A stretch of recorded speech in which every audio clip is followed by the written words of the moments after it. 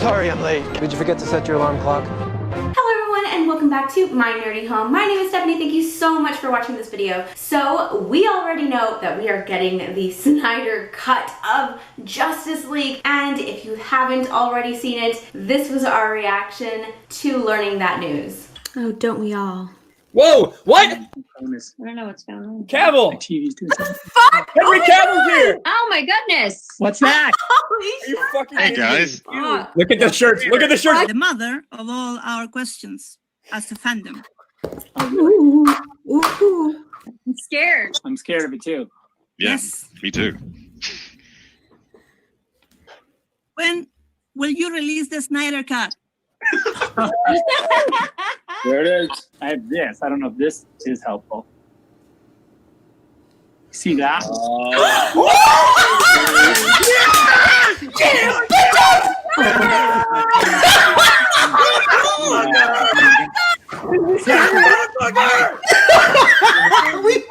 We won! The game's over!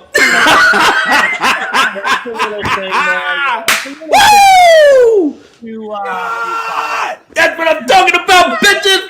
Woo! It'll probably be in 21, the actual Coronavirus. release, because we got a little work to do, but we're doing it. So get ready.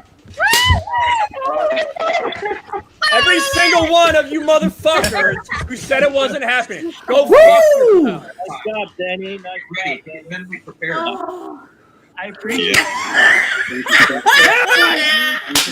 Well, the internet is about to blow up. Zack Snyder's Justice League. Hell yeah. Only on HBO Max. Yeah. On live?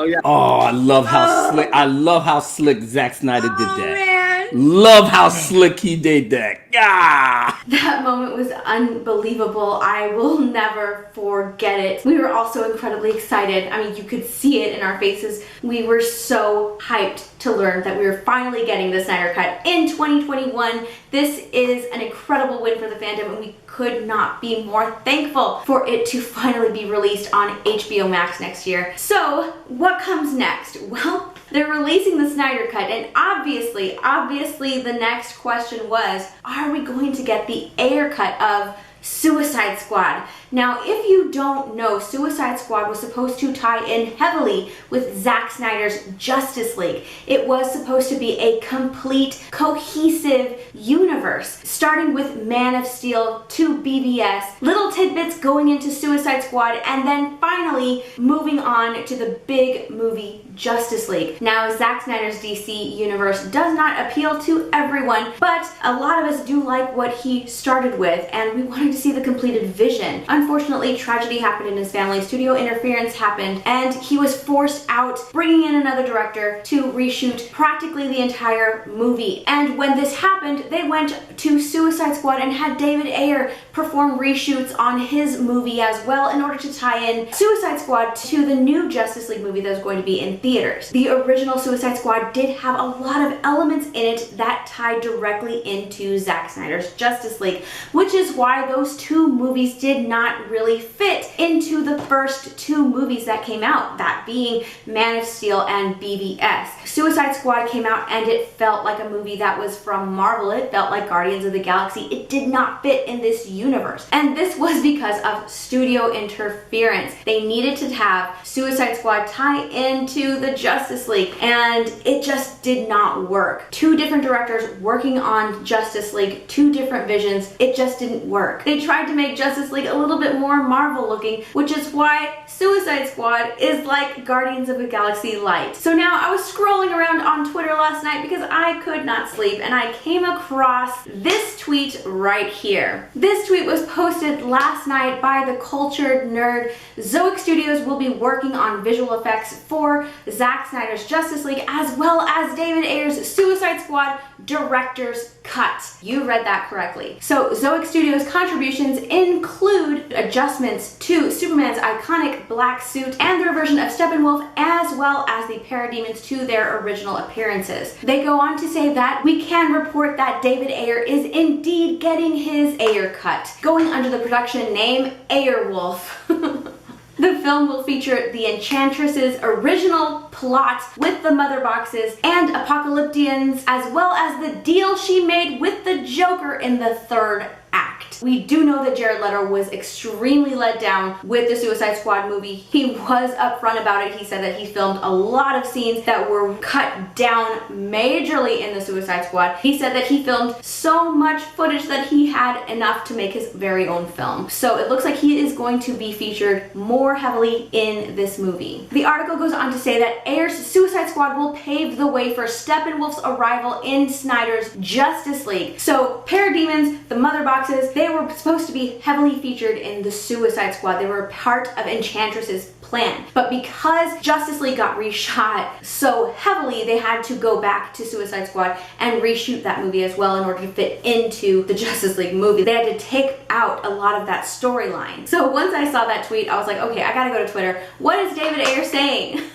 One fan said, complete the gift and release the Ayer cut. Please, please, please. They replied with one thing at a time. David Ayer retweeted that and said, standing by. Now, David Ayer has long said that his version of the Suicide Squad that he filmed originally was incredibly different than the one that they premiered in theaters. This tweet that just went out today has someone asking him, yo brother, was there supposed to be more of Common Tattoo Man in the Suicide Squad? Like, was his death faked or was he actually killed by the Joker? David Ayer replied back and said, it's a long scene and Joker intimidated him into killing himself. It's another win for the fandom. It's another win for the director who made this movie and had his movie cut to shit by studios who thought they knew better, who wanted to get paid before they were bought out by another company. I think there's a huge win all the way around. I'm so excited to finally get to see the finished versions of both of these films next year, if the Ayer cut comes out next year. But just knowing that it's going to be worked on and then released soon is just a huge win as well. This does not nullify the excitement that I feel for the Snyder cut. I'm so excited for the Snyder cut as well. This is just another win. It's just another win for the fandom, something that we fight for. We want to see really good movies, and I don't know if this is going to be a really good movie, but I just know that the movie that we got in theaters aren't the movies that the original directors worked their butts on, that the actors worked their butts on. Nobody really knows if these two movies are going to be any good. I don't really think that that's the point. The point is, studio interference caused these two movies to become extremely polarizing for the DC universe that was being built. So I think that this is a huge win for fandom, for directors taking back their work that they worked on, for fans finally getting to see what they wanted. Their investment is finally going to be paid off. Now fans are saying, no, we're not going to just take it. We're not just going to consume and be happy that we got it in the first place. We want quality storytelling, and I couldn't be more excited to finally see the true versions of these two movies. So that's it. I really hope you guys enjoyed watching. Please come and say hi on Instagram and Twitter. If you like this video, please give it a big thumbs up and feel free to share it around if you like. Also, I hope you'll consider subscribing and let me know in those comments down below what kind of videos you'd like to see in the future. Okay, I'll see you guys later. Bye everyone.